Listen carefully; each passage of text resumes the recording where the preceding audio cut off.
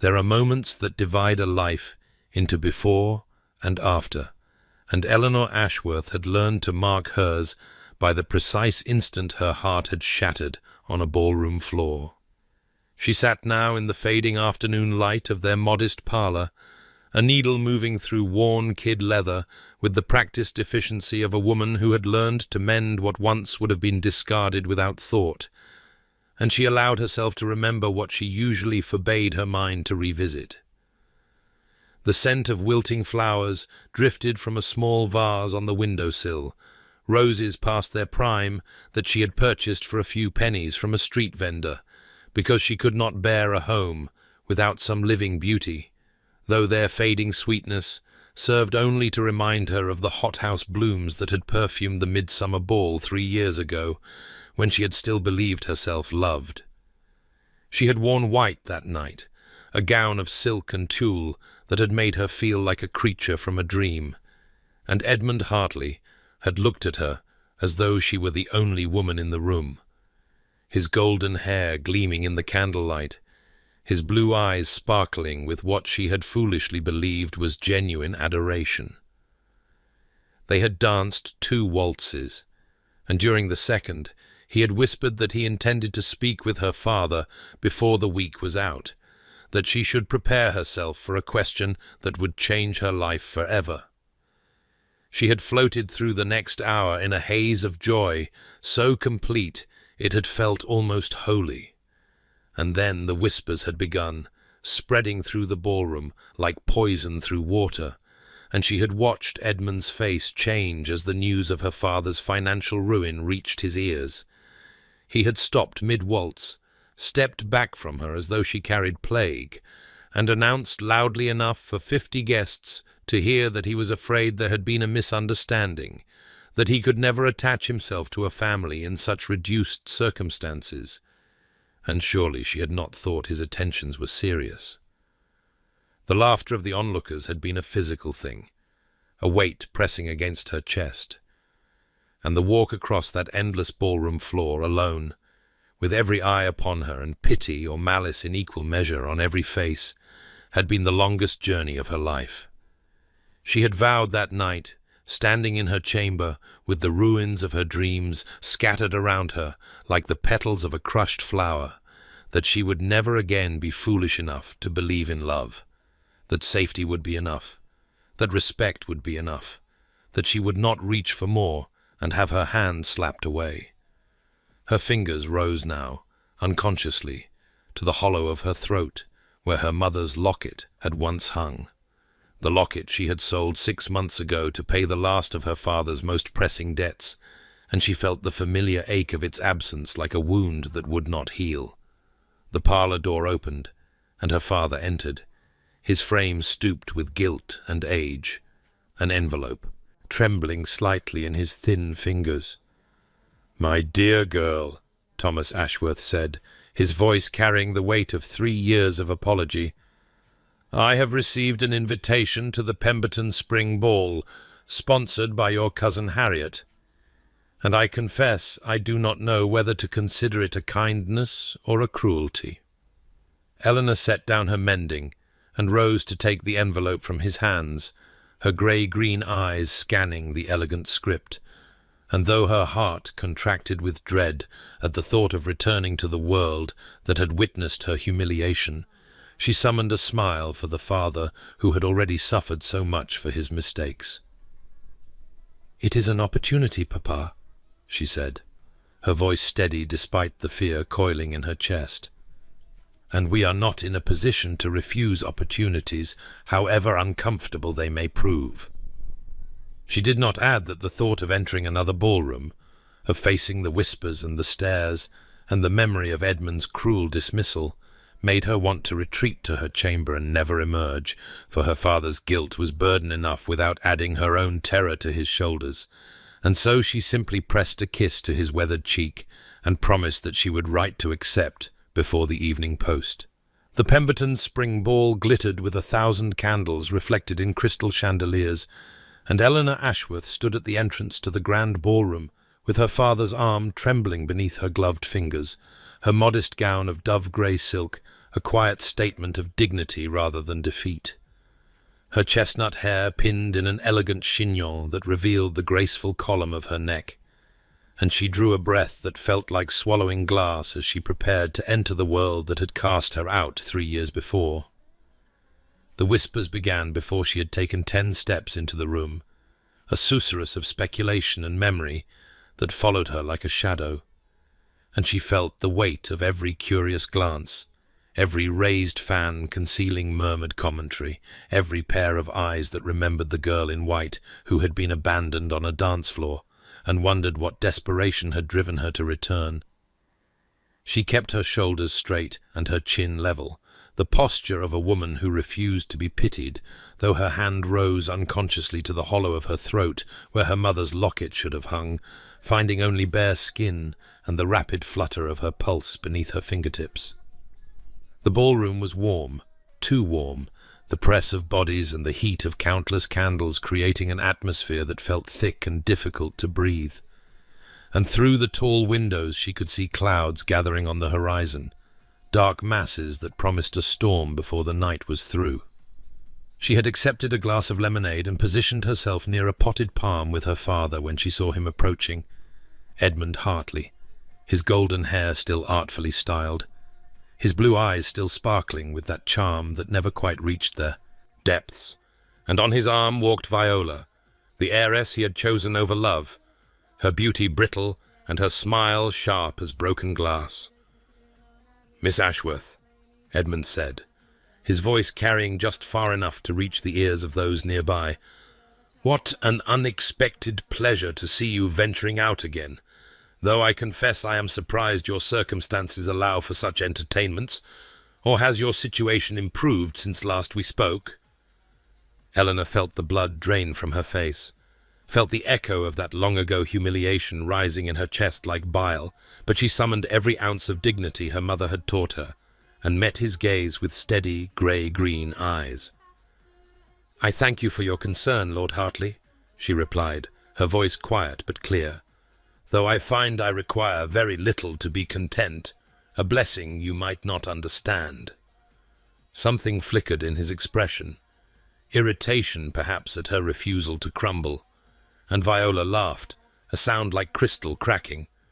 But Eleanor barely heard it because the room had begun to spin, the heat pressing against her like a living thing, the memories of that other ballroom overlapping with this one until she could not tell past from present,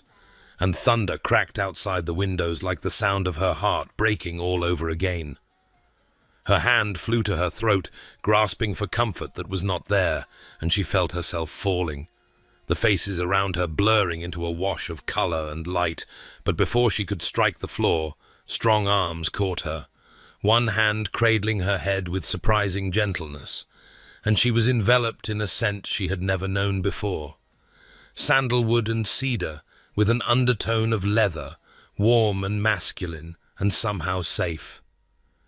She looked up into grey eyes, dark as storm clouds, set in a stern face that seemed carved from granite, and then the darkness claimed her entirely. Eleanor returned to consciousness slowly,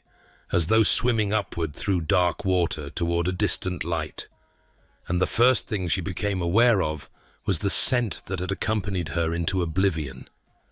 that warm, masculine fragrance of sandalwood and cedar that seemed to wrap around her like a protective cloak,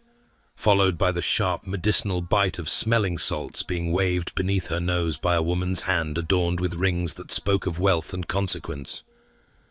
She opened her eyes to find herself lying on a settee in a private sitting room, the sounds of the ball muffled by heavy doors, and standing at the window with his back to her was the tall, broad-shouldered figure of the man who had caught her, his stern profile illuminated by flashes of lightning as the storm she had seen gathering finally unleashed its fury against the windows. "Ah, she wakes," said the woman with the smelling salts, her voice carrying the crisp authority of one accustomed to being obeyed, though not unkindly. And Eleanor turned her head to find a handsome woman of perhaps 60 years, regarding her with sharp, assessing eyes that held more warmth than her tone suggested. "I am Lady Beatrice Blackwell, my dear, and you have given us quite a fright, though I confess my nephew has seen worse on the battlefield, and remained admirably composed." The man at the window turned at this, and Eleanor felt her cheeks flood with mortified heat as she struggled to sit upright, her hand flying instinctively to her bare throat, where her mother's locket should have offered comfort, and finding only the rapid beat of her own humiliation. "Please do not distress yourself, Miss Ashworth," he said, his voice a deep baritone that rumbled like the thunder outside, clipped and formal, yet carrying an undercurrent of something she could not name, and she realized with dawning horror that this was not merely some gentleman who had happened to be nearby when she fell, but the Duke of Thornton himself, one of the most powerful men in England, into whose arms she had collapsed like some vaporous creature from a penny novel. Her father arrived moments later, his face grey with worry, and in the flurry of explanations and reassurances, Eleanor learned the full measure of her mortification when Lady Beatrice mentioned that her nephew's bank held what remained of the Ashworth debts, a detail that made Eleanor wish the settee would simply swallow her whole. "You carry yourself with remarkable dignity, Miss Ashworth," Lady Beatrice observed quietly, pressing a glass of water into Eleanor's trembling hands. "A quality I find increasingly rare and therefore precious." The Duke offered his carriage to see them home through the storm, a courtesy Eleanor wished desperately to refuse, but could not without giving offence. And so she found herself seated across from him in the close confines of his elegant equipage, the rain drumming against the roof like impatient fingers, his scent filling the small space until she could scarcely breathe without drawing him into her lungs. She studied him covertly in the darkness between lightning flashes, noting the hard line of his jaw, the way his scarred right hand clenched into a fist upon his thigh, the careful stillness with which he held himself. And when the lightning illuminated his grey eyes, she discovered them fixed upon her with an intensity that made her fingers twist nervously in her lap, though he looked away the moment he realized she had caught him watching, and neither of them spoke a word for the remainder of the journey home. 3 days passed in a blur of anxious waiting, Eleanor starting at every sound from the street below, telling herself she was not hoping for anything, that the Duke of Thornton had surely forgotten the insignificant woman who had fainted into his arms and inconvenienced his evening. And yet when the knock came on that grey overcast morning, she knew before their single remaining maidservant announced him that it was he, knew it in the way her heart seized, and her hand flew to the hollow of her throat where comfort should have been. He filled their modest parlour with his presence, his height and breadth making the worn furnishings seem smaller and shabbier than they had ever appeared before, and Eleanor stood frozen beside her father's chair as the Duke of Thornton, in a voice as clipped and formal as she remembered, presented a proposal that stripped the breath from her lungs and the ground from beneath her feet. "I require a wife," he said, his grey eyes fixed on some point beyond her shoulder, as though he could not quite bring himself to meet her gaze. "A woman of good breeding and sensible temperament, who can manage a household and conduct herself with dignity in society. And I find myself in a position to offer you security in exchange for these qualities which you possess in abundance, Miss Ashworth, your father's debts settled, your family provided for, and nothing expected beyond companionship and competence."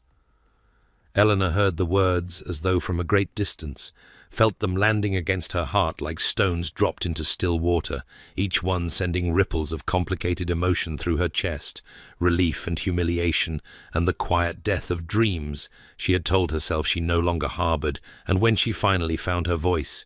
it emerged steady and quiet despite the trembling of her hands. "I confess I am overwhelmed by your generosity, Your Grace, and I must ask for time to consider such a momentous decision," she said, and she watched his scarred right hand clench into a fist at his side as he inclined his head and granted her request, his expression as unreadable as granite, the scent of sandalwood and cedar reaching her across the small distance between them and making her remember against her will. How safe she had felt in his arms. Her father wept when she told him, torn between guilt at what his failures had wrought and desperate hope that his daughter might yet be saved from the poverty he had created. And Eleanor sat beside him in the grey light that matched her grey acceptance, and reminded herself of the vow she had made 3 years ago, that she would never again be foolish enough to believe in love, that safety was enough, that respect was enough, and here was a man offering both, without demanding the one thing she could not afford to give. The wedding took place with efficient speed in a small chapel, the ceremony brief and sparsely attended, and when he spoke his vows, his voice dropped low enough that only she could hear the words he added to the traditional promises. "I will never give you cause to regret this choice," he said, his grey eyes finally meeting hers with an intensity that made her breath catch. "You will always have my protection, my respect, and my name. These I can promise. More than this I do not know if I am capable of more." Eleanor's hand rose to her throat as she gave her own vows, reaching for comfort that was not there, and she told herself that what he offered was more than enough, that she was grateful that she would not reach for more and have her hand slapped away, even as something deep within her whispered that she was already beginning to hope. Thornton Hall rose before Eleanor like a stone sentinel against the spring sky,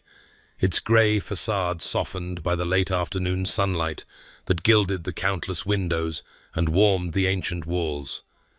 And as the carriage rolled to a stop before the grand entrance, she pressed her hand to her throat in that unconscious gesture of seeking comfort, and reminded herself that this magnificent, intimidating place was now her home, though it felt less like a homecoming than an arrival at a beautiful prison whose bars were gilded with duty and arrangement rather than love. The doors opened before she could gather her courage, and a woman of middle years with kind eyes and silver-threaked hair pulled back in a neat arrangement, stepped forward, her hands clasped before her in a manner that spoke of decades of service and quiet authority, and when she spoke her voice carried the warmth that the stone facade lacked. "Welcome to Thornton Hall, Your Grace," Mrs. Clara Hutton said, and Eleanor heard in those simple words a note of cautious hope, as though the housekeeper had been waiting for something or someone to breathe life into these halls. "I have served this house for 30 years, and I confess I have prayed every night for 20 of them that someone would remind him," she added softly, her eyes flickering toward the Duke, who had descended from his own carriage and was approaching with his customary stern expression. And Eleanor did not need to ask what she meant, for she had seen the way Henry Blackwell held himself apart from the world, a fortress unto himself. And she understood now that his household staff saw it too and grieved for it. Lady Beatrice appeared in the doorway, resplendent in afternoon silk, her sharp eyes taking in the scene with evident satisfaction as she watched her nephew offer his arm to his new bride with formal courtesy. "My nephew has been a fortress for 20 years, my dear," she murmured to Eleanor as they passed into the grand entrance hall, her voice pitched low enough that Henry could not hear. "But fortresses, I have observed, make rather lonely homes." The tour that followed was conducted with meticulous formality, Henry explaining the management of the household she would oversee in clipped, efficient sentences that revealed nothing of his inner thoughts, and Eleanor found herself cataloguing details that spoke louder than his careful words. The portrait of a woman with his grey eyes hanging in the gallery, her gentle smile a stark contrast to her son's stern countenance, the books in his study with spines worn soft from repeated reading, the pianoforte in the music room that sat silent beneath a fine layer of dust, as though no one had touched it since the woman in the portrait had gone. It was in the library that everything shifted,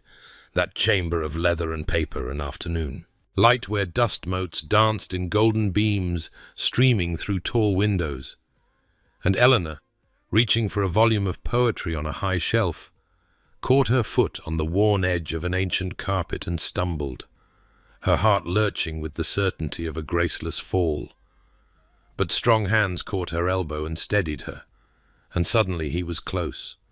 so close that his scent of sandalwood and cedar enveloped her completely, and she felt his warmth through the thin sleeve of her dress, felt her pulse jump beneath his fingers in a betrayal she could not control. Neither of them spoke, the silence stretching between them like a held breath. And when he finally released her, his scarred right hand closed slowly into a fist at his side, as though he were fighting to contain something he dared not name, and Eleanor stood trembling among the books with her hand pressed to her racing heart, telling herself she would not reach for more, she would not hope, even as hope bloomed treacherously in her chest. In the doorway, unnoticed by either of them, Lady Beatrice watched with knowing eyes and leaned close to Mrs. Hutton, who had followed to ensure the new Duchess wanted for nothing. "Mark my words, Clara," she murmured, her lips curving with satisfaction. "That girl will be the unmaking of all his careful walls, and thank God for it." 2 weeks had passed since Eleanor had become the Duchess of Thornton. 2 weeks of learning the rhythms of a great house that seemed to hold its breath around her. And on this warm afternoon she found herself wandering the estate grounds with a basket over her arm, ostensibly gathering wildflowers for the morning room, but truly seeking to understand the world that was now hers. The tenant cottages with their neat gardens and freshly thatched roofs, the fields where workers tipped their caps to her with curious respect, the winding paths that led through ancient oaks whose leaves filtered the sunlight into patterns of gold and green upon the earth. Mrs. Dawson, the wife of the head groundskeeper, had welcomed her into her cottage for tea, and spoken of the Duke with the careful words of one who wished to be honest without being unkind, saying that his Grace was a fair master, generous with repairs and swift to send the physician when illness struck, that no family on the Thornton estate had ever wanted for necessities, but that he was not one for warmth, not one for lingering to ask after children or remembering names, and Eleanor had nodded and sipped her tea and thought of the man who had caught her when she fell, whose hand had lingered 3 heartbeats too long on her elbow in the library, and wondered which version of him was true. She was walking near the edge of the estate, where the manicured grounds gave way to wilder growth, and a small stream cut through the land, when she heard it, a child's crying, high and frightened and desperate, and her heart clenched as she followed the sound through a thicket of hawthorn until she reached a clearing and stopped, her breath catching in her throat at the scene before her. Henry knelt in the mud beside the stream, his fine riding clothes ruined beyond salvaging, his boots sunk deep in the mire, and before him stood a small boy of perhaps 4 years, tears streaming down his dirty face. And the Duke of Thornton, the man whom society called cold and whom his own tenants described as distant, was speaking in a voice so soft and gentle that Eleanor pressed her hand to her mouth to keep from making a sound. "There now, you are quite safe. I have you. Can you tell me your name, little one? Your mother must be worried, and we shall find her together," he murmured. And when the child only sobbed harder, he reached out with those large, capable hands, and lifted the boy as though he weighed nothing at all, settling him against his chest with an ease that spoke of instinct rather than practice. Uncaring of the mud that smeared across his waistcoat, his scarred hand cradling the child's head with a tenderness that made Eleanor's eyes burn with unexpected tears. She followed at a distance as he carried the boy toward the tenant cottages, watched as a woman came running with a cry of relief and terror mingled, watched as Henry transferred the child to his mother's arms with quiet reassurance, his voice clipped and formal now as he dismissed her tearful thanks with something approaching discomfort, saying only that the boy was unharmed and that she should see to him, and then he turned to walk away, and Eleanor saw his face in the afternoon light, saw the expression he wore when he thought no one was watching, something unguarded and almost tender, something that looked very much like longing,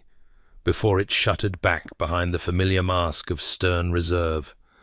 and she understood in that moment, with a clarity that shook her to her core, that he was not cold at all, that he had simply learned to be careful, that there was a vast difference between a man who could not feel and a man who had been taught that feeling was dangerous. And as she stood, hidden among the leaves, with her hand pressed to her racing heart, she felt the first true crack form in the defences she had built around herself, the first treacherous whisper that perhaps she had not been wrong to hope after all. The evening of their first formal dinner arrived, with all the weight of expectation pressing upon Eleanor's shoulders like a physical thing, and as she descended the grand staircase in a gown of deep forest green that Mrs. Hutton had insisted brought out the silver in her grey-green eyes, she found her fingers rising to touch the hollow of her throat in that familiar gesture of seeking comfort, though tonight the bare skin there seemed less a reminder of loss than simply a habit she had not yet learned to break. Lady Beatrice intercepted her at the bottom of the stairs, resplendent in burgundy silk, her sharp eyes softening as she took in Eleanor's carefully composed expression and the slight tremor in her gloved hands. "You will be magnificent, my dear," she murmured, squeezing Eleanor's fingers with surprising warmth. "And if Lord Cromwell becomes too insufferable, which he invariably does, simply imagine him as the pompous partridge he so closely resembles, and you will find the evening passes much more pleasantly." Eleanor's startled laugh escaped before she could contain it, and she was still smiling when she entered the drawing-room to find Henry already present, his tall figure commanding in evening black, his grey eyes finding hers immediately with an expression she could not quite decipher, something watchful and intent that made her pulse quicken despite her determination to remain composed. The Cromwells arrived in a flurry of self-importance. Lord Cromwell, a florid man with an impressive waistcoat straining across his considerable middle and a voice that seemed incapable of modulation below a boom, his wife a faded woman who simpered and agreed with everything her husband said, as though her only purpose was to serve as his echo. Dinner was announced, and Eleanor took her place at the foot of the table with Henry at its head, the candlelight casting warm shadows across the silver and crystal, the scent of roasted pheasant and fresh bread mingling with the delicate fragrance of the hothouse flowers Mrs. Hutton had arranged with such care. And for the first hour she fulfilled her duties admirably, guiding conversation, ensuring glasses were filled, deflecting Lord Cromwell's more outrageous pronouncements with diplomatic murmurs that neither agreed nor offended. It was during the third course that Lord Cromwell launched into an extended account of his hunting prowess, describing in exhaustive detail a stag he had pursued across 3 counties, and as the tale grew increasingly improbable, featuring feats of horsemanship that would have challenged a circus performer, and marksmanship that bordered on the mythological, Eleanor caught Henry's eye across the length of the table, and saw there a flicker of something that looked remarkably like shared suffering. And before she could stop herself, she leaned slightly toward him and murmured, just loud enough for him alone to hear, "I confess, I am uncertain whether Lord Cromwell is describing a hunt or auditioning for a position among the Greek heroes, though I suspect even Odysseus would find his journey home less eventful." The sound that escaped Henry was extraordinary, a laugh that seemed to surprise him as much as anyone, rich and warm and utterly unguarded, transforming his stern features into something almost boyish, as his grey eyes crinkled at the corners and his whole face opened with genuine mirth, and the entire table fell silent as every head turned toward the Duke of Thornton, who had not laughed, truly laughed, in anyone's memory. Lady Beatrice's face bloomed with satisfaction. Lord Cromwell looked bewildered, and Eleanor simply stared, her heart doing something complicated in her chest as she witnessed the man behind the fortress walls, the man who knelt in mud for frightened children and planted camellias for a wife he barely knew, and Henry met her gaze with his smile still lingering. his grey eyes warm as storm clouds breaking into light, and said softly, "Forgive me. I had forgotten I knew how to do that." And for the rest of the evening something had shifted between them, some invisible barrier grown thinner, and when their eyes met across the candlelit table, Eleanor no longer saw a stern stranger, but the beginning of something she dared not name. 5 weeks had passed since Eleanor had spoken her vows in that quiet ceremony. 5 weeks of learning and adjusting and slowly, imperceptibly, becoming something she had not expected to become. And on this beautiful spring morning, she sat across from her husband at the breakfast table in the morning room, where sunlight streamed through tall windows and painted golden rectangles upon the polished floor, a cup of tea cooling in her hands as she listened to him describe a dispute between 2 tenant farmers over a boundary stone that had apparently stood in the same location for 3 generations without incident, until one farmer's prize sow had taken to rooting beneath it. "And now," Henry continued, the corner of his mouth twitching in what she had learned to recognize as suppressed amusement, "both men insist the stone has been moved by the other, though neither can explain how a boulder of such considerable size might have been relocated without anyone noticing. And I am expected to render judgment as though I possess some mystical ability to divine the original intentions of their great-grandfathers." Eleanor laughed, the sound coming easily now, in a way it would not have done even 2 weeks ago, and she found herself suggesting that perhaps the sow herself should be called as a witness, given that she seemed to be the only party with intimate knowledge of the stone's foundations, and Henry's grey eyes warmed with that light she had come to watch for, that softening that transformed his stern features into something that made her breath catch in ways she tried very hard not to examine too closely. These morning meals had become a ritual neither of them acknowledged aloud, this quiet hour before the day's duties claimed them, where conversation wandered from estate matters to books they were reading, to memories that surfaced unbidden, and Eleanor had shared more of herself in these sunlit mornings than she had intended, speaking of her mother's garden and her father's library, and the way spring had always felt like a promise when she was young, and Henry listened with that intense attention of his, rarely interrupting, occasionally asking a question that proved he remembered every word she had ever spoken. After breakfast, she found herself drawn to explore the conservatory, that glass-walled paradise she had glimpsed but never properly visited. And as she pushed open the heavy door, the warmth enveloped her like an embrace, humid and fragrant and alive with growing things, and she wandered through banks of orchids and trailing ferns and flowers she could not name, marveling at the abundance until she turned a corner and stopped, her hand flying to her heart as though to contain something that threatened to overflow. White camellias, dozens of them, perhaps hundreds, their perfect waxy blooms glowing like captured moonlight in the spring sunshine that poured through the glass above, their scent rising around her in a cloud of memory so powerful that for a moment she was a child again in her mother's garden, watching gentle hands arrange those same blooms in a crystal vase, hearing a beloved voice explain that camellias meant admiration and devotion, and that they had been her grandmother's favorite too. "Beautiful, aren't they, Your Grace?" said a voice behind her, and Eleanor turned to find the head gardener, an elderly man named Mr. Thorne, whose weathered face creased with pleasure at her obvious emotion, and she asked when they had been planted, her voice not quite steady, and Mr. Thorne's answer stole the breath from her lungs entirely. "His Grace ordered them the week after your wedding, Your Grace. Had them brought from London specially, he did. Finest specimens money could buy.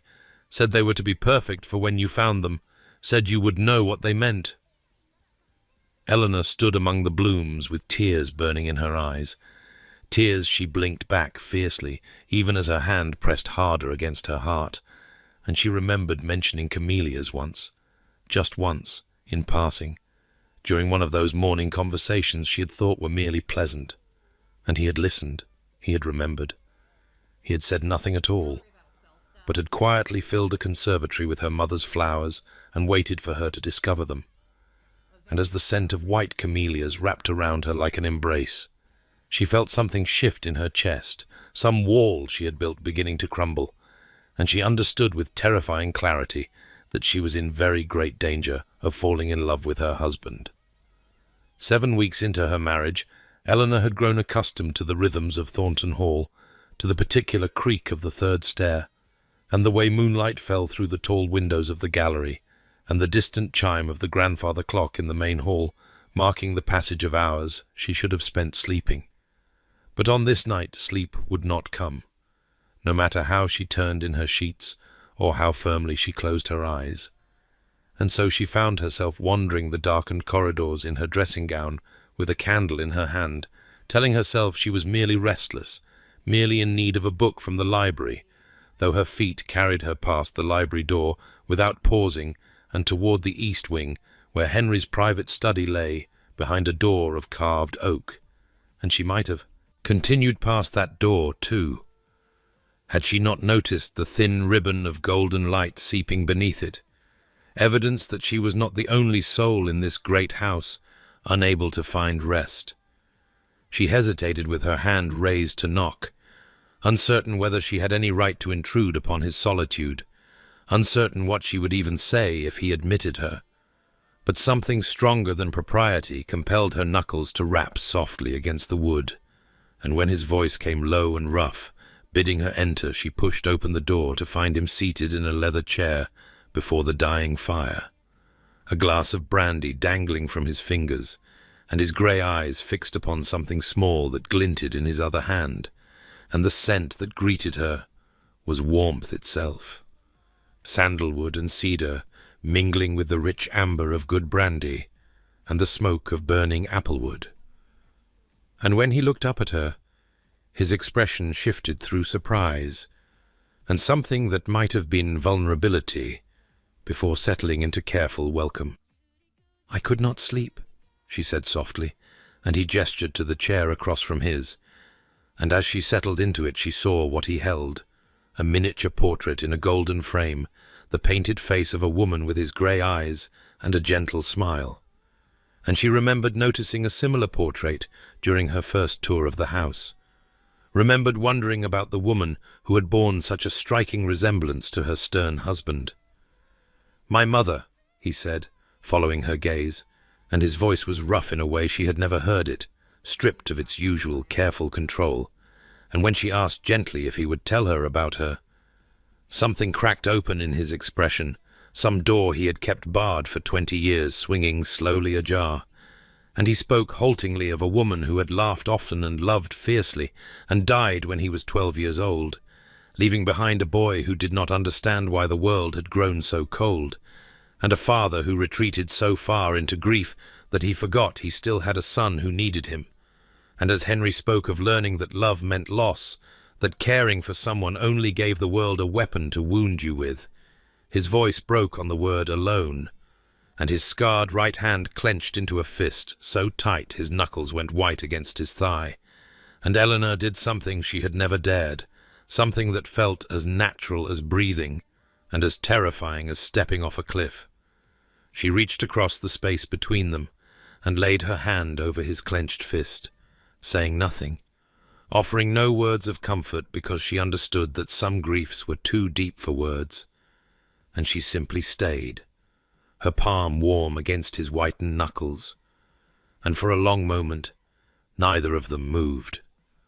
the fire crackling softly and the candles burning low and the great house silent around them, until slowly, so slowly she might have imagined it, his hand uncurled beneath hers, his fingers relaxing, opening, and then turning to lace through her own. And they sat like that in the fire-lit darkness until the candles guttered and died, two people who had both learned to build walls, discovering that some walls were meant to fall. 9 weeks into her marriage, Eleanor had ceased to mark the days as she once had,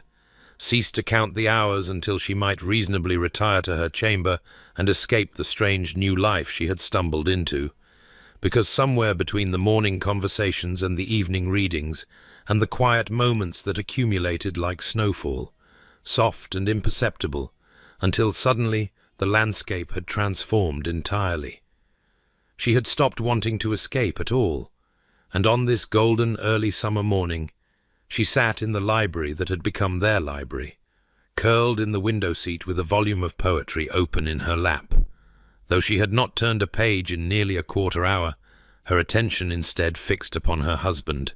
where he sat at his desk attending to correspondence, watching the way sunlight caught the silver threading through his dark hair, and the way his brow furrowed slightly when he encountered something that displeased him, and the way his mouth softened, almost imperceptibly, when he glanced up and caught her watching. And she looked away quickly, heat rising to her cheeks, but not before she saw the corner of his lips curve upward in what she had learned to recognize as his private smile, the one he seemed to reserve for her alone. Later that morning, he appeared in the doorway of the small sitting room, where she was reviewing household accounts with Mrs. Hutton, and without preamble, he crossed to her and placed something on the table beside her ledger, a length of ribbon, the precise grey-green of a winter sea. And when she looked up at him in surprise, he merely said that he had noticed her old hair ribbons were worn, and that this colour had reminded him of something, though he could not say what. And then he was gone before she could find words to thank him, and Mrs. Hutton's knowing smile made Eleanor's cheeks burn, even as her fingers traced the silk that matched her eyes so exactly it might have been dyed to order, which of course it had been, because he noticed everything and said nothing, and showed his care in ways that bypassed words entirely. And she thought of the camellias blooming in the conservatory, and the book of sonnets that had appeared on her nightstand last week, and the way he always seemed to know when she needed tea or silence or distraction, and her heart performed that peculiar stutter it had developed lately whenever she allowed herself to think too carefully about what all of it might mean. That afternoon they rode together to the village, a duty he had begun including her in these past weeks, and as they walked through the narrow streets with his hand warm and steady at the small of her back, guiding her around puddles and uneven cobblestones, with an attentiveness that seemed as natural to him as breathing, she observed how the villagers responded to them, the genuine warmth in their greetings, the way old Mrs. Caldwell pressed her hand and declared that the Duke had chosen well,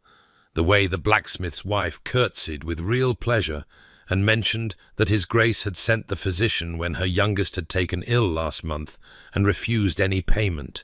and Eleanor saw her husband through their eyes, not the cold, stern Duke that society whispered about, but a man who cared deeply and showed it through deed rather than word. And when a small girl with tangled curls broke free from her mother and pressed a fistful of wildflowers into Eleanor's hands, purple clover and white yarrow and yellow buttercups, crushed and wilting, but offered with such earnest joy that Eleanor's throat tightened. She looked up to find Henry watching her with an expression that stole the breath from her lungs, something raw and wondering in those grey eyes that warmed like storm clouds breaking. And she clutched the flowers to her heart without thinking, and watched his gaze follow the gesture, and saw his scarred hand clench once at his side before deliberately relaxing. And neither of them spoke, but something passed between them that felt like a promise. That night, alone in her chamber with the wildflowers pressed in a book, and the grey-green ribbon threaded through her unbound hair, Eleanor stood at her window, watching moonlight silver the gardens below, and finally allowed herself to name the truth she had been running from since that night in his study when his hand had uncurled beneath hers, since the morning she had found a conservatory full of her mother's flowers, since perhaps the very first moment she had opened her eyes to find him watching over her with those fierce grey eyes, and known somehow that she was safe. And the truth was this: she was falling in love with her husband, had perhaps already fallen, was perhaps so deep in love that she could no longer see the surface, and she remembered the vow she had made to herself 3 years ago on a ballroom floor, the promise that she would never again be foolish enough to believe in love, that safety was enough, that respect was enough, that she would not reach for more and have her hand slapped away, and she pressed her palm to the hollow of her throat where her mother's locket had once hung, and understood with terrifying clarity that she had already broken that promise, had shattered it as thoroughly as Edmund Hartley had once shattered her heart. Except this time she had done it to herself. This time she had no one to blame but her own foolish, hopeful heart that had looked at a stern-faced duke with gentle hands and seen something worth believing in. And as she stood there trembling in the moonlight, she did not know whether to weep or laugh, did not know whether this love growing wild and unstoppable in her chest was the greatest gift she had ever received, or simply a new and more exquisite way to be destroyed. 10 weeks into her marriage, Eleanor stood before the gilt-framed mirror in her chamber at Thornton Hall, while Mrs. Hutton fastened the last of the tiny pearl buttons that traced the length of her spine, and the woman reflected back at her was almost unrecognizable from the pale, desperate creature who had fainted into a stranger's arms at the Pemberton Spring Ball. For this woman wore a gown of midnight blue silk that shimmered like starlight when she moved, and a silver bracelet set with a grey pearl that caught the candlelight with every gesture, and an expression that hovered somewhere between terror and determination. And when Henry appeared in the doorway in his evening clothes, tall and broad-shouldered, and so impossibly handsome that her breath caught in her throat, his grey eyes travelled over her with an intensity that made her skin warm beneath the silk, and for a moment neither of them spoke until he crossed to her, and lifted her gloved hand to his lips, and murmured against her knuckles that she was magnificent, and she wanted to believe him, wanted desperately to carry that certainty with her into the glittering battlefield that awaited them. But as their carriage rolled through the summer twilight toward the Kensington estate, where the summer ball blazed with 1,000 candles, she felt the old familiar dread coiling in her stomach like a living thing, because this was not just any society event, but her first return to the world that had witnessed her complete humiliation, the world that had watched Edmund Hartley abandon her on a dance floor, and whispered behind their fans as she walked alone through a sea of pitying stares. And when she confessed as much to Henry in the darkness of the carriage, her voice barely above a whisper, he reached across the space between them and took her hand in his scarred palm warm and steady against her trembling fingers, and said simply that she was the Duchess of Thornton now, and that she should let them remember that, and something in the quiet certainty of his voice steadied her enough to lift her chin as the carriage door opened, and the music and light of the Kensington ballroom spilled out into the gathering dusk, where storm clouds were beginning to mass on the horizon, and she placed her hand on his arm and felt the solid strength of him beside her, and told herself that she could do this, that she was no longer the ruined daughter of a bankrupt gentleman, but the wife of one of the most powerful men in England. And for a time it seemed that she was right, for society was forced to acknowledge her new position with curtsies and congratulations that ranged from genuine to grudging. And when Henry led her onto the dance floor for their first waltz as husband and wife, his hand warm at her waist and his grey eyes fixed on hers with an expression that made her forget there was anyone else in the room, she felt something loosen in her chest that had been clenched tight for 3 long years. But then the music ended, and the dancers began to disperse, and she saw him approaching through the crowd, Edmund Hartley with his golden hair and his charming smile that never reached his eyes, and his wife Viola trailing behind him with an expression of bored malice, and Eleanor's hand flew unconsciously to the hollow of her throat as Edmund stopped before them and let his gaze travel over her with insulting slowness, before declaring loudly enough for a dozen nearby guests to hear that he had always known she was clever, but he had never imagined she was quite clever enough to trap a duke with her desperation. And as the murmurs began to spread and the faces turned toward her with that terrible familiar curiosity, she felt the colour drain from her cheeks and the words die in her throat, and the old humiliation rise up to drown her, and she could not speak, could not move, could only stand frozen, while Edmund's cruel smile widened, and the moment stretched on, terrible and endless, the echo of the midsummer ball ringing in her ears as thunder rumbled in the distance. The silence that followed Edmund's words stretched like a held breath, the ballroom suspended in that terrible moment of collective anticipation, and Eleanor felt herself dissolving into the old familiar shame, felt herself becoming once again the ruined girl on the midsummer ball floor. But then Henry moved, a single step forward that somehow commanded the attention of every soul in the room, and when he spoke, his voice was not loud, but it carried with the cold precision of a blade being drawn, each word deliberate and devastating as he addressed the man who had dared to insult his wife. "Hartley," he said, and the name fell like a stone into still water. "I find myself curious about the source of your confidence, given that your own circumstances are so widely known to be precarious. Your debts mounting despite your wife's fortune, your investments failed, your reputation as a fortune hunter so thoroughly established that not a single respectable family in England would permit their daughter within speaking distance of you, and yet here you stand, casting aspersions upon a woman whose worth you were too blind and too mercenary to recognize when you had the chance to claim it." Edmund's face had gone the color of old parchment, his charming smile frozen into something grotesque, and Henry continued without pause, his grey eyes cold as winter steel. "You discarded a woman of extraordinary worth for a purse, and now you dare to speak to my wife as though she should feel shame? The shame, Hartley, is entirely yours, and every person in this room knows it, just as they know that your marriage is a hollow mockery, and your prospects grow dimmer by the season, while you cling to the coat-tails of a wife who openly despises you."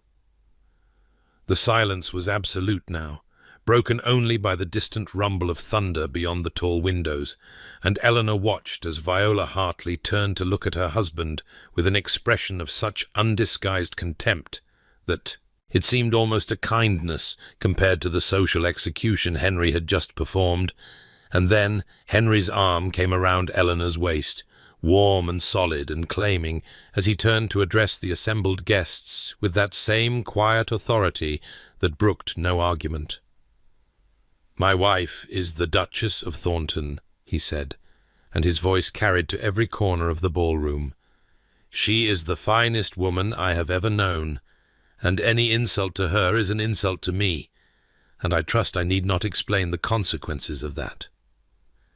No one spoke, no one moved, and then Henry was guiding Eleanor toward the dance floor with gentle, inexorable purpose, and the orchestra, recognizing their cue with the instinct of musicians who understood the currents of power, struck up a waltz, and Eleanor found herself in her husband's arms, trembling so violently she was not certain her legs would hold her, dancing alone in the center of the floor, while 100 pairs of eyes watched, and the thunder rolled closer, and the world she had feared for 3 long years rearranged itself around her. "You did not need to do that," she whispered, her voice catching on something that might have been tears or laughter or both. "Yes," Henry said, his grey eyes fierce on hers with an intensity that stole what remained of her breath. "I did." And as other couples began to join them on the floor, as society reorganized itself around this new reality in which the Duchess of Thornton was not to be trifled with, Eleanor looked up at the man who had just defended her honour before all the world, and felt the last of her careful walls crumble into dust, because this was not protection born of duty or respect offered from obligation. This was something far more terrifying and wonderful, and though neither of them had spoken the words, she knew with sudden blazing certainty that she was not the only one who had broken their vow. The carriage jolted into motion as the first true fury of the storm broke over them, rain lashing against the windows with such violence that the world beyond became nothing but streaks of water and darkness. And inside this small enclosed space that smelled of sandalwood and cedar and the lingering dampness of the summer night, Eleanor found herself unable to maintain the composure she had clung to so desperately on the dance floor, her whole body beginning to tremble with the force of everything she had suppressed, while 100 pairs of eyes watched her waltz in the arms of a man who had just dismantled her tormentor before all of society. And when she tried to speak, her voice broke on the first word, a sound somewhere between gratitude and grief that seemed to startle them both in the intimate darkness. "What you did," she managed, pressing her gloved fingers to her lips, as though she could hold back the flood of emotion threatening to overwhelm her. "What you said to him, I cannot. You must understand that no one has ever—" But she could not finish, could not find words adequate to express what it had meant to watch someone stand between her and her shame, to hear her worth proclaimed in a voice that permitted no argument. And she saw his scarred hand clench against his thigh in that gesture she had come to know so well,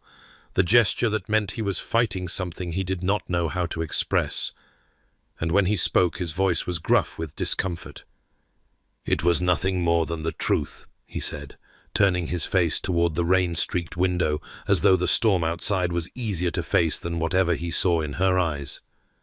Any man would have done the same.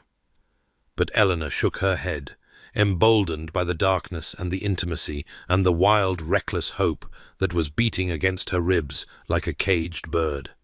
And she asked the question that had been burning in her chest since the moment he had stepped forward in that ballroom, asked him why he had truly done it. Not the reason he would give society, but the reason that lived beneath his careful walls. And the silence that followed, stretched so long she thought he would not answer at all, until he drew a breath that seemed to cost him something and said, "Because you are worth defending. Because no one should speak to you that way. Because—" And then he stopped, his jaw tightening, his hand clenching so hard she could see the white of his knuckles even in the dim carriage light. And he could not finish, could not say whatever word hovered on the edge of his tongue. But Eleanor saw the truth in his grey eyes when he finally turned to look at her, saw something fierce and frightened and achingly tender that matched the impossible feeling swelling in her own chest. And neither of them spoke again, until the carriage rolled to a stop before Thornton Hall, and they hurried through the rain into the entrance hall, where servants waited with candles and concerned murmurs about the storm. And Eleanor thought the moment had passed, thought they would retreat to their separate chambers and their separate silences as they had done every night for 10 weeks. But then his hand caught hers as she turned toward the stairs, his fingers warm and slightly unsteady against her own. And when she looked back at him, his expression was stripped of every defense he had ever built, raw and vulnerable and so beautiful, it made her heart ache. "Eleanor," he said, and the sound of her Christian name in his voice, spoken for the first time without title or formality, was like a key turning in a lock she had not known was closed. "I meant every word." He lifted her hand to his lips with a tenderness that belied the strength of his grip, pressed a kiss to her knuckles that burned through the silk of her glove, and then released her and walked away toward his own chambers without looking back. And Eleanor stood alone in the candle-lit hallway, with her hand pressed to her heart, and her whole body trembling with a hope so fierce and so terrifying that she could scarcely breathe, because she understood now that his vow of protection and respect had been a lie, not in its promise but in its limitation, and whatever existed between them had already grown into something far more dangerous and wonderful than either of them had intended. The week that followed, the Kensington ball, passed in a kind of exquisite agony that Eleanor could neither escape nor bring herself to end, for everything had changed between them, and yet nothing had changed at all, their routines continuing with the same outward rhythm of breakfast conversations and evening readings and quiet walks through the summer gardens, while beneath the surface something vast and unspoken trembled like heat lightning on the horizon, and she found herself acutely aware of his presence in ways that bordered on torment. The way his hand brushed hers when he passed her a book in the library, sending sparks racing up her arm. The way she would look up from her embroidery to find his grey eyes fixed upon her with an intensity that stole the breath from her lungs and set her heart hammering against her ribs. The way he said her name now with that low, rough tenderness that made her think of the kiss he had pressed to her knuckles and the fierce declaration that had silenced a ballroom. And Lady Beatrice observed it all with the knowing satisfaction of a woman whose predictions were coming true before her very eyes, her sharp gaze moving between them at dinner with barely concealed delight, while Mrs. Hutton found excuses to linger in doorways and smile her quiet, motherly smile at the transformation unfolding in the house she had served for 30 years. It was on the 5th day of this sweet torture that Eleanor found herself alone in the library, reaching for a volume of poetry on the highest shelf she could access. And her fingers closed instead upon a worn leather binding that she did not recognize. A collection of Shakespeare's sonnets, so well read that the spine cracked when she opened it, and her breath caught in her throat when she saw the marginalia. The careful notations in her hand she had come to know from estate documents and correspondence. Henry's precise script marking passages with dates and observations. And when she turned to Sonnet 116, she found the entire poem underlined with a date written beside it that made her knees go weak, a date that preceded their wedding by 3 days, and the words seemed to blur before her eyes as she read them again and again. Love is not love, which alters when it alteration finds, or bends with the remover to remove. And she pressed the book to her chest, and wondered if he had meant her to find it. Wondered what it meant that he had marked these words before he had even spoken his vows, and the wondering was almost more than she could bear. She was still standing there, clutching the sonnets like a lifeline, when Lady Beatrice found her, and something in Eleanor's expression must have betrayed the tumult within, because the older woman crossed to her immediately, and took her hands with a gentleness that undid the last of Eleanor's composure, and the words spilled out before she could stop them. The admission that she loved him so desperately it terrified her, that she was afraid this would always be an arrangement to him, that she had broken her vow never to believe in love, and now she stood on the precipice of having her heart shattered once more, and Lady Beatrice listened with those sharp, knowing eyes softening into something like tender amusement before she squeezed Eleanor's trembling fingers and said, "My dear girl, my nephew has been in love with you since the moment you fainted into his arms. He simply has no idea how to say it, but I have watched him build walls for 20 years, and I have never seen anyone bring them down the way you do. So you must be patient with him, and brave enough for both of you, because he will find the words eventually. And when he does, I suspect they will be worth the waiting." 2 days had passed since Lady Beatrice's words had planted themselves in Eleanor's heart like seeds that would not stop growing.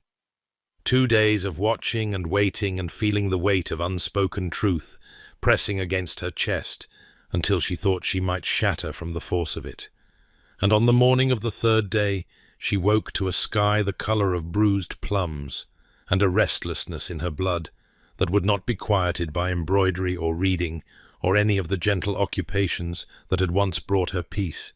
and she knew with a certainty that settled into her bones like the ache before a storm that she could bear the uncertainty no longer, that she must speak or be consumed by the speaking she had left undone. And so, when Mrs. Hutton came to help her dress, selecting a gown of soft dove-grey that matched the gathering clouds beyond the window, Eleanor found herself asking questions she had never dared to ask before. Questions about the boy Henry had been, before grief had taught him to build his fortress walls, and the housekeeper's weathered hands stilled on the buttons at Eleanor's back as her eyes grew distant with memory. "He was the sweetest child," Mrs. Hutton said softly, her voice carrying the weight of 30 years of watching and hoping. always bringing me flowers from the garden, always wanting to know if the kitchen maids were happy, if the stable boys had enough to eat, and when his mother died, something in him went quiet, and when his father turned cold, something in him closed like a door being locked from the inside. And I have prayed every night for 20 years that someone would come along brave enough to reach him, someone who would not give up when he pushed them away. She met Eleanor's eyes in the mirror with an intensity that made Eleanor's breath catch. He needs someone who will not give up, Your Grace, and I believe you are that someone, if you will only trust yourself enough to try. Eleanor descended the stairs with Mrs. Hutton's words echoing in her heart, determined to find Henry and speak the truth that burned in her chest, but the footman informed her that his Grace had ridden out at dawn to inspect storm damage on the far reaches of the estate, and was not expected to return until evening, and so she was left to wait with the storm clouds gathering on the horizon and the air growing heavy and electric with the promise of rain, and she paced the morning room until she could pace no longer, her hand rising again and again to the hollow of her throat, where the silver bracelet now rested against her pulse, the grey pearl warm from her skin, and finally her restless feet carried her to the conservatory, where the white camellias bloomed in glorious profusion, their scent rising to meet her like an embrace as she pushed open the glass door and stepped into the humid warmth. And she stood among the flowers he had planted for her, the flowers that meant he had been listening when she thought no one heard. And she touched the velvet petals with trembling fingers, and knew with absolute certainty that this was where she would tell him, here among the blooms that proved he had loved her, before either of them had known the word for what grew between them. And she would wait for him here, wait for as long as it took, because some truths were worth any amount of waiting, and some loves were worth any amount of risk. The storm broke with a fury that seemed to mirror the tempest in Eleanor's heart. Rain hammering against the glass roof of the conservatory, in sheets so thick that the world beyond became nothing but silver and shadow, and she stood among the white camellias, with her hands pressed to her chest, and her pulse racing, as lightning split the darkening sky and illuminated the blooms around her in brilliant flashes that made them glow like pale ghosts. And she had been waiting for what felt like hours, though it could not have been more than one, the scent of the flowers rising around her in waves that mingled with the electric charge of the storm, until she could hardly breathe for the weight of anticipation pressing against her ribs. And then she heard it, the sound of the conservatory door being thrown open, and she turned to find him, standing there in the doorway with rain streaming from his dark hair, and his riding clothes soaked through and clinging to the broad shoulders she had memorized in stolen glances across breakfast tables and candle-lit dinners. And his grey eyes found hers across the humid space with an intensity that made her knees threaten to buckle. And he said her name, just her name, Eleanor, in that low, rough voice that had haunted her dreams. And then he was moving toward her through the camellias, heedless of the water he dripped across the flagstones, saying, "I had to find you. I rode back through the storm, because I could not bear another hour of not telling you." And she could not speak, could only watch him approach with her heart in her, throat and tears already burning behind her eyes. And when he stopped before her, close enough that she could smell the rain on his skin mingling with that beloved scent of sandalwood and cedar, his scarred hand was trembling at his side as he struggled to find words that had clearly been building in him for months. "Love is not love, which alters when it alteration finds," he said, his voice breaking on the familiar words. "I marked that sonnet 3 days before our wedding, because I knew even then, Eleanor, I knew what you were to me, even when I told myself this was merely an arrangement, and I have been a coward, the worst kind of coward, because I made you a vow that I would give you protection and respect and my name, and that I did not know if I was capable of more, but that was a lie. Not the protection or the respect, but the rest of it, because I am capable of so much more. I am capable of everything. I love you, Eleanor. I have loved you since you stood in my arms at that wretched ball, and looked at me with those grey-green eyes like a winter sea. And I have been too afraid to tell you, because loving someone gives the world a weapon against you, and I have spent 20 years making certain no one would ever have that power over me again. But you have it. You have had it since the beginning, and I cannot pretend otherwise for one more moment." The tears were streaming down her cheeks now, and she reached up to touch his face with fingers that shook, and she said, "I broke my vow too. The vow I made never to believe in love again. I broke it for you. I love you, Henry. I love you so much. It terrifies me, and I am grateful and overwhelmed, and I do not have words grand enough for what I feel." And his hands came up to cradle her face, those large, gentle hands that she had watched comfort a lost child and clench against emotion and reach for her in the darkness of a carriage. And he kissed her, finally, at last, his lips soft and reverent against hers as the thunder rolled overhead and the lightning flashed through the glass, and the scent of camellias surrounded them like a blessing. And when they broke apart, breathless and trembling, she saw through the rain-streaked glass that the storm was breaking, golden light spilling through the clouds, as if the heavens themselves were acknowledging what had finally been spoken aloud.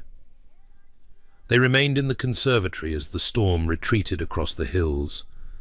the violence of the rain softening to a gentle patter, and then to silence, and the clouds parted to reveal the first trembling stars of evening, while Eleanor stood in the circle of Henry's arms, with her cheek pressed against his damp chest, and his heartbeat steady beneath her ear. And they talked as they had never talked before, words spilling from them like water finally released from a dam. And he told her about the morning after their wedding, when he had clasped the silver bracelet around her wrist, how he had commissioned it the very day he proposed, because even then he had known she deserved something beautiful, something that would rest against her pulse and remind her that someone had noticed the color of her eyes. And she wept again at this confession, at the realization that he had been loving her in his quiet way from the very beginning, while she had been too wounded to see it. And she told him that he was everything she had never dared to hope for, that she had armored herself against dreams of love, only to find that love had slipped past her defenses in the form of a stern duke who planted flowers she had mentioned once and caught her when she fell and defended her honor before all of society. And his arms tightened around her as she spoke. And when the stars had fully emerged and the conservatory had grown cool with the passing of the storm, he took her hand and led her through the quiet house where the candles had been lit against the darkness and the servants had discreetly vanished, and they climbed the stairs together in a silence that trembled with anticipation. And when they reached the door of her chambers, he stopped, his grey eyes searching her face with an intensity that made her breath catch, and he said in that low, rough voice that had become the sound of safety itself, "I will not presume, Eleanor, this must be your choice." And she looked up at this man who had given her protection and respect, and his name and so much more. This man who had broken down his fortress walls for her. And she took his scarred hand in both of hers and drew him across the threshold, saying, "You are my choice, Henry. You have been my choice since you caught me when I fell." And the door closed behind them, and the stars wheeled slowly past the window as they came together at last, tender and passionate and reverent, his hands trembling as they learned the geography of her skin, her fingers tracing the scar across his palm that had once clenched against feeling, and now lay open and relaxed against the small of her back. And when it was over, and they lay tangled together in the silver starlight with his scent of sandalwood and cedar surrounding her like a benediction, he whispered her name against her hair, "Eleanor, my Eleanor." And she knew that she had found at last the home she had been searching for, not in the grand halls of Thornton, or the modest parlour of her girlhood, but here in the arms of a man who had chosen her, who would always choose her, whose love had been patient enough to wait until she was brave enough to reach for it. 2 weeks had passed since the storm that had broken both the summer sky and the walls around their hearts, and Thornton Hall had transformed into something Eleanor would not have recognized on that first anxious afternoon when she had arrived as a bride in name only. For now the great stone house seemed to breathe with warmth and laughter, the very air softened by the change that had come over its master, and she watched him across the breakfast table on this golden morning, as he smiled at something Lady Beatrice said, a real smile that crinkled the corners of his grey eyes and made him look younger than his years, and his hand rested on Eleanor's wrist as it so often did now, his thumb tracing absent circles over the silver bracelet with its grey pearl that caught the morning light, and Mrs. Hutton moved through the room with tears perpetually threatening at the corners of her eyes, exchanging glances with the footman and the maids, who had all noticed how their stern duke had become a man transformed, how he laughed openly and touched his wife constantly, and looked at her as though she had hung the very stars he had whispered her name beneath. And when Mr. Thomas Ashworth arrived that afternoon to see his daughter before the evening's grand gala, he stood in the doorway of the drawing-room and watched Henry press a kiss to Eleanor's temple while she reviewed the seating arrangements, and the old man's eyes filled with tears that spilled down his weathered cheeks as he said in a voice thick with emotion, "I have given you nothing but trouble, my dear girl, but God has given you this, and I am grateful beyond words." And Eleanor embraced her father, while Henry stood by with his scarred hand relaxed at his side, no longer clenched against feeling, but open and ready to reach for her, as it always was now. Lady Beatrice surveyed the scene from her chair by the window with the satisfaction of a woman whose predictions had come gloriously true, declaring to Mrs. Hutton, "I told you, Clara, that girl would be the unmaking of all his careful walls, and look at him now, look at them both." And Mrs. Hutton could only nod and dab at her eyes with her handkerchief, her 20 years of prayers answered in the radiant happiness that filled every corner of the house. The gala itself was a triumph beyond anything society had witnessed in a generation, the great ballroom of Thornton Hall blazing with 1,000 candles that reflected off crystal chandeliers, and the jewels adorning the necks of every important family in the county. And Eleanor descended the grand staircase in a gown of deep grey-green silk that matched her eyes exactly, the silver bracelet glinting at her wrist, her chestnut hair swept up to reveal the graceful column of her neck, and the small beauty mark below her left cheekbone that Henry had traced with his thumb, just an hour before, while telling her she was the most beautiful woman in England, and she moved through the crowd on his arm with her shoulders straight and her chin level, no longer the posture of a woman refusing to be pitied, but the carriage of a woman who knew herself beloved. And the whispers that followed her now were not of scandal or ruin, but of admiration and envy. "Look how he watches her," they murmured. "Look how she glows. They say it was an arrangement, but no one could look at them and believe it."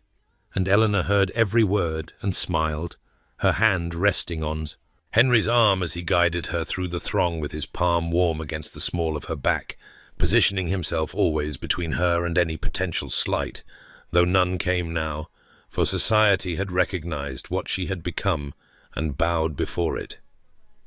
Edmund Hartley stood near the refreshment table with Viola on his arm, his golden hair less lustrous than it had been 3 years ago, his handsome face grown bitter around the edges, and he watched Eleanor pass with an expression that mingled envy and regret in equal measure, forced to attend by the social consequence of refusing an invitation from the Duke of Thornton, forced to witness the woman he had discarded as damaged goods, now reigning as the undisputed queen of the evening. And when Viola approached Eleanor near the terrace doors with that brittle smile and those cold eyes, saying in a voice pitched just loud enough to carry, "How charming that you have managed to make something of yourself after all. though I suppose even a fallen woman can rise if she finds a wealthy enough protector." Eleanor did not flinch, did not feel the old shame rising, but simply looked at the beautiful, bitter woman before her with something that surprised them both, genuine pity, and she said softly, "I hope you find happiness some day, Lady Hartley. It is quite wonderful." And she turned and walked away on Henry's arm, leaving Viola speechless and pale, and Henry's hand tightened on hers as he murmured, "That was magnificently done." And she looked up at him, at this man who had defended her honour and planted her flowers and broken down his fortress walls to let her in, and she said, "I find I have nothing left to prove to anyone but you." And his grey eyes, warm as storm clouds breaking into sunlight, met hers with such love that several nearby matrons sighed audibly, and Eleanor knew that the girl who had stood frozen with humiliation on a ballroom floor 3 years ago was gone forever, replaced by a woman who had learned that love was not the absence of fear, but the courage to hope anyway. And as the orchestra began to play, and Henry led her onto the dance floor for the first waltz, she rested her head briefly against his shoulder and whispered, "Thank you for catching me when I fell." And he pressed his lips to her hair and whispered back, "Thank you for teaching me how to love." And they danced beneath the glittering chandeliers, while society watched and whispered and wondered at the transformation of the cold Duke of Thornton, not knowing that the true miracle was not his transformation at all, but the quiet courage of a woman who had dared to believe in love again. 5 years had passed since the storm that had changed everything. 5 years of mornings waking in his arms, and evenings reading together in the library, and nights whispered with promises kept and exceeded. And on this golden autumn afternoon, Eleanor stood at the nursery window, with her hand resting on the sill, where the late sunlight pooled like honey, watching the scene unfolding in the garden below, with a heart so full she thought it might overflow, for there on the grass still green, despite the turning season, was Henry, the Duke of Thornton, on his knees in the dirt, with his fine coat abandoned on a nearby bench, and his shirt-sleeves rolled to his elbows, and their son William, 4 years old, with his father's grey eyes and serious brow, was attempting to teach him the proper way to examine a beetle, while their daughter Rose, barely 2, with her mother's chestnut curls escaping from her ribbons, sat on his back as though he were a horse, and shrieked with delighted laughter every time he pretended to buck. And the sound of that laughter, both the children's bright peals and Henry's deep rumble beneath them, rose through the autumn air like music, and Eleanor pressed her fingers to her lips to contain the emotion that threatened to spill from her eyes, remembering the stern, cold man who had caught her when she fainted at a ball, the man who had clenched his scarred hand against feeling, the man who had believed himself incapable of more than protection and respect. And here he was now crawling through the grass with a beetle in his palm and a daughter on his back, and joy written across every line of his face. Behind her the nursery door opened and Lady Beatrice entered, older now, her hair gone fully silver, but her eyes as sharp as ever, and she came to stand beside Eleanor at the window and watched the scene below with satisfaction evident in every feature, saying, "I told Clara Hutton the day you arrived that you would be the unmaking of all his walls, and look at him now, look at what you have made of him." And Eleanor shook her head gently. "I only loved him. He did the rest himself." But Lady Beatrice snorted in that inelegant way she had. "Nonsense, child. You taught him that love was safe, and that is no small thing." In the library, Mr. Thomas Ashworth sat in a chair by the fire with young William on his knee, for the children had been brought in from the garden as the air grew cool, and he read to his grandson from a book of fairy tales, while Rose drowsed against Mrs. Hutton's shoulder, and the housekeeper's eyes were bright with the tears that came so easily to her now, her 20 years of prayers answered beyond anything she had dared to imagine. And when Henry entered the room with grass stains on his trousers, and his hair dishevelled and his face alight with the simple joy of fatherhood, she whispered to no one in particular, He was a sweet lad before the world taught him to be hard, and now he is sweet again. That evening, as the sun painted the sky in shades of amber and rose, Eleanor and Henry walked through the gardens hand in hand, their children asleep in the nursery and the house glowing warm behind them. And when they reached the conservatory where the white camellias still bloomed in profusion, filling the air with their delicate scent, he stopped and turned to her and took both her hands in his scarred palm open and warm against her fingers, and he said in that low voice that had become the sound of home, "I made you a vow once, Eleanor, that I would give you protection and respect and my name, and that I did not know if I was capable of more." And she watched his grey eyes, soft now in the fading light, as he lifted her hand to his lips and pressed a kiss to her palm. "I was wrong. I was capable of so much more. I was capable of everything. You taught me that." And she stepped into his arms and laid her head against his chest, where his heart beat steady and sure. And she said, "You taught me to believe in love again, and that is everything." And they stood among the camellias as the first stars appeared, two people who had found in each other not just safety or respect or even passion, but the complete and perfect fulfillment of every hope they had been too wounded to dream. Late that night, when the children were long asleep and the house had settled into its quiet evening rhythms, Eleanor found herself drawn to the library by the soft glow of lamplight spilling beneath the door, and when she entered she discovered Henry in his favourite chair by the fire, with the worn volume of Shakespeare's sonnets open in his hands, the same volume she had found years ago with passages marked in his careful script. And he looked up at her approach with that smile that still made her heart stutter after 5 years of marriage and 2 children and countless mornings waking in his arms. And he extended his hand to her in silent invitation, and she went to him as she always did, curling against his side in the wide chair with her head resting on his shoulder,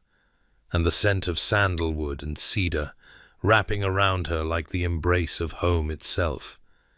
And he began to read aloud in that deep voice that rumbled through his chest and into her very bones.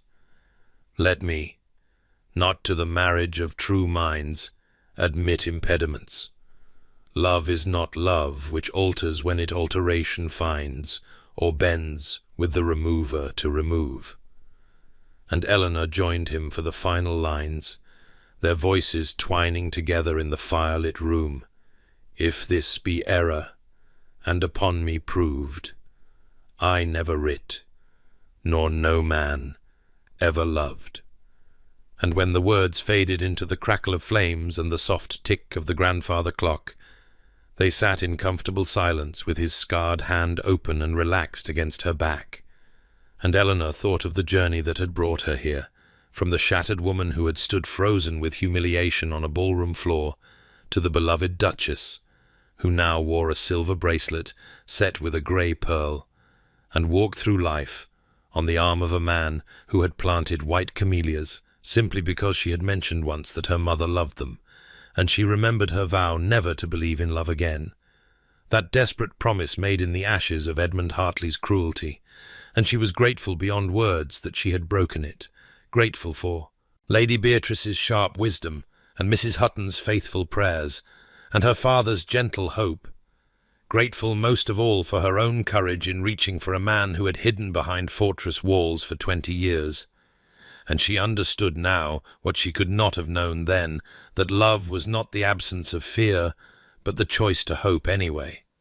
not the guarantee of safety, but the willingness to be vulnerable, not the certainty of happy endings, but the courage to begin. And as Henry pressed a kiss to her hair, and whispered her name like a prayer as he always did,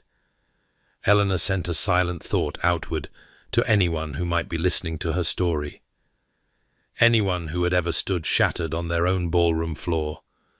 anyone who had vowed never to believe again. And she wished them the courage to break that vow, the wisdom to recognize love when it caught them in steady arms, the patience to let trust build slowly through small gestures and quiet moments, because the greatest loves, she had learned, were not the ones that blazed brightest at first sight, but the ones that grew from respect into trust, into passion, into the complete and perfect fulfillment of every hope. And if her story had given anyone the courage to believe that such love was possible, then every moment of heartbreak had been worth the journey to this library, this fire, this man, this life. And Eleanor closed her eyes against Henry's shoulder and smiled, content in the knowledge that some stories do not merely end happily, but continue happily, day after day, year after year, love after love, forever.